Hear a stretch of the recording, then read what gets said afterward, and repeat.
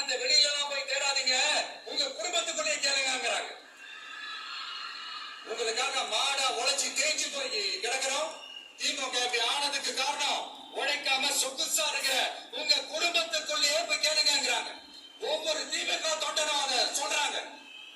அதை புரிஞ்சுக்காம நம்மளையும் நம்ம மக்களையும் தப்பு தப்பா பேசிக்கிட்டு நீங்க மக்களை தப்பா பேசுனீங்கன்னா இந்த விஜய் வந்து கேள்வி கேட்பான், சும்மா இருக்க மாட்டான். இந்த விஜயும் தமிழ்நாட்டு மக்களும் வேறு வேறு இல்லை. இந்த விஜய் தான் தமிழ்நாட்டு மக்களோட ஒரு உண்மையான ஒரே பிரதிநிதி. இது இன்னைக்கும் சரி, நாளைக்கும் சரி, நாளன்னைக்கும் சரி, இதுதான் நிஜம். மறுபடியும் சொல்றேன்,